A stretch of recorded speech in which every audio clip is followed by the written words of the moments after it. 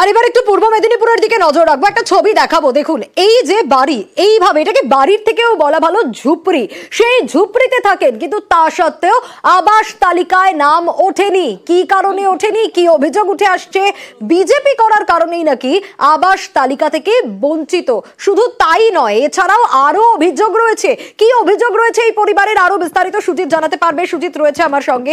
Sujit, BJP করার অপরাধে আবাস তালিকায় নাম নেই এরকমটা অভিযোগ উঠে আসছে, ঠিক কি ঘটেছে? কিন্তু যে বাড়িতে থাকছে, যে ছবি আমরা দেখতে পাচ্ছি, কুড়ে ঘর ঝুপড়ি যাকে বলা যায়, কেন নেই তালিকায় নাম? কুড়ে ঘর ঝুপড়ি ঘর এটা তুমি বলছো, আমরাও বলছি, কিন্তু প্রশাসন কিংবা জনপ্রতিনিধিরা কি করছেন?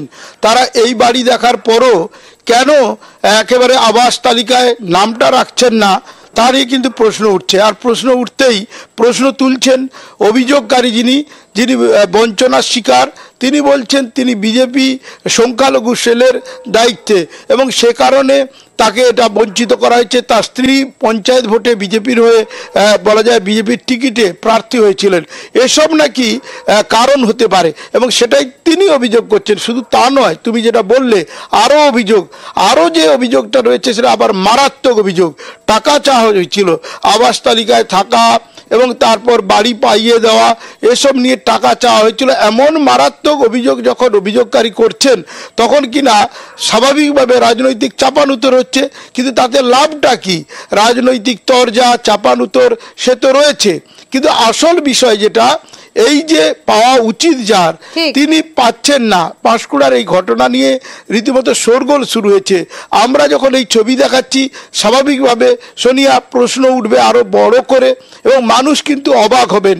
এখন দেখার এই খবরের পর প্রশাসন নড়ে চড়ে বসে কিনা, কারণ দেখা উচিত। এমনটা আমি তুমি শুধু বলছি না, ছবিও বলছে সে কথা, এবং সেই ছবি দেখে অন্তত হাল ফিরুক এই বাড়ির মালিকের, সেটাই চাইছি আমরা। এবং আমরাও নজর রাখবো এবং নজর রেখে দেখতে থাকবো, এমন বাড়ির মালিক যদি না আবাস তালিকায় তার নাম দেখতে পায় কিংবা সহযোগিতা না পান, তাহলে বিষয়টা আমরা দেখেছি যে শাসক দলের তরফ থেকে বারবার বলা হয়েছে, শীর্ষ নেতৃত্ব বলেছে যাতে যোগ্যরা সব সময় আবাসের বাড়ি পায়, দল মত নির্বিশেষে। অবশ্যই নজর থাকবে সুজিত। বেশ, আমি বিজেপি প্রার্থী দিয়েছিলাম বলে 2018-তে আমি দিয়েছিলাম। টাকা চেয়েছিল আমাকে, টাকা না দিতে পারার জন্য, ওই জন্য বাড়ি আমাকে দেয়নি। ওরা বলেছে টাকা দিতে হবে আমাদেরকে 20,000 টাকা। আমার স্বামী মজুর কেটে, আমি টাকা কোথায় পাবো দেবো? কিছু কোথায় হলে বলো তোমরা বিজেপি করো, বিজেপি করো, খালি বলবে, তোমাদের কোনো জিনিস দেওয়া হবে না। পঞ্চায়েত ভোটে বিজেপির প্রার্থী বলে বঞ্চনার অভিযোগ যেরকম, সেরকম আবাসের টাকা পাইয়ে দিতে নাকি মোটা টাকা দাবি করা হয়েছে বলেও অভিযোগ এই ব্যক্তির। কাটমানির বিনিময়ে ঘর দিতে হবে, এটাই ওদের মূল মোটো। এবং বিজেপি করার অপরাধে আজকে আমাদের সংখ্যালঘু মোর্চার জেলা কমিটির অন্যতম সদস্য শেখ জৈনুদ্দিন আলীকে ঘর দেওয়া হয়নি এবং বিডিও, ডিএম, পঞ্চায়েত প্রধানকে অভিযোগ জানানো হয়েছে ওই তিরপল টাকানা বাড়িতে থাকছে, যেটা সত্যি দুর্বিষহ। আবাসের টাকা পাইয়ে দিতে মোটা টাকা দাবি করা হয়েছে আবাসের বাড়ির জন্য, এমনটা বিজেপির অভিযোগ। কিন্তু এই অভিযোগ অস্বীকার তৃণমূলের।